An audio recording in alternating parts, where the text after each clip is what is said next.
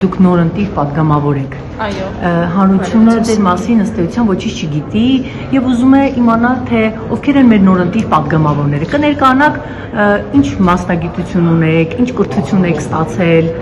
Ես այդպես չեմ կարծում, որ հանրությունը կոնկրետ իմ մասին ոչինչ չգիտի, որովհետև ես 5 տարի եղել եմ Գյումրու ավականու անդամ ու Գյումրիում բավականին ակտիվ գործունեություն եմ ծավալել ավականու կազմում ու կարծում եմ, որ շատերն են ինձ ճանաչում։ Ինչ վերաբերում է կրթությանը, ապա ես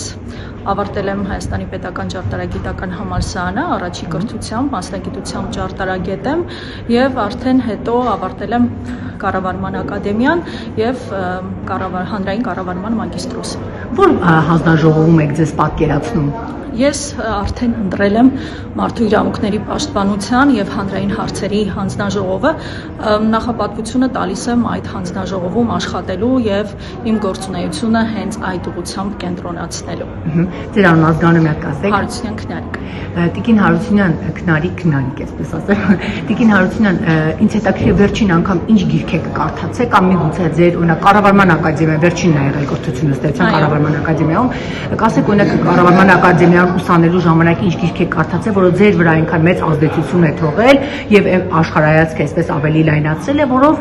Տիկին Հարությունյանը կգա եւ օրինակ պատրաստում է օրենսդրական ինչ-որ մի նախագծով հանդես գալ։ Տեսեք, գեղարվեստական գիրք կարդալ իհարկե շատ օգնում է, որպեսզի մարդը իր մտահորիզոնը եւ աշխարհայացքը զարգացնի, փոխի, որոշակի այսպես վերլուծություններ անի, բայց ես կարծում եմ, որ օրենսդիր աշխատանքով զբաղվելու համար ինձ այս դեպքում օգնելու է ոչ թե գիրք կարդալը, իհարկե դա կօգնի, բայց մեծամասամբ օգնելու է ավականու իմ 5 տարվա աշխատանքային փորձը, որովհետեւ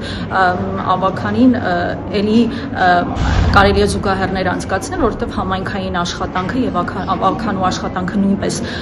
օրենսդիր դաշտում որոշակի աշխատանք կատարելու մասն է, իհարկե այստեղ լիազորությունների շրջանակը շատ ավելի մեծ է, մասշտաբները շատ ավելի մեծ են, աշխարհագրությունը մեծ է եւ կարծում եմ հատկապես պետական կառավարման համակարգում իմ աշխատանքը կօգնի, որովհետև ես նախկինում նաև առիթ եմ ունեցել ազգային ժողովում աշխատելու եւ ազգային ժողովի աշխատանքը ինձ եւս շատ հոգեհարազատ է, խորտ չէ, որոշակիորեն դիապետում եմ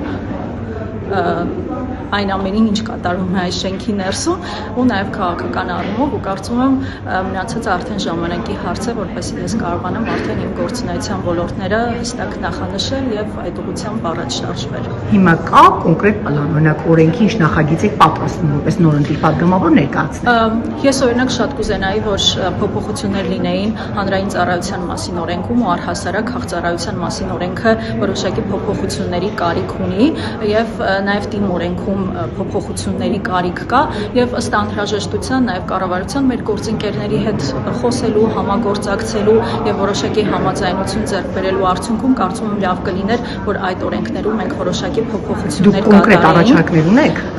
Այսինքն մշակել եք այդ նախագիծը, որ ըստ էության ներկայացնեք հավանության նախագիծը ես չէի կարող մշակել, որովհետեւ ինձ պետք է աշխատանքային միջավայր եւ այդ միջավայրը նոր է ստեղծվել եւ հետեւաբար ես կկարողանամ այդ ամենի մասին խոսել շատ ավելի ուշ, երբ որ կարողանամ աշխատանքների մեջ ուղիղ ներգրավել։ Հիմա դրանք ընդհանրապես մտքեր են, որոնք ես իմ նախորդ աշխատանքային գործունեության ընթացքում բախվել եմ ու հասկացել եմ, որ այդտեղ կարելի է փոփոխություններ անել եւ առաջիկայում նաեւ այդ մասին ես հոգ կտանեմ։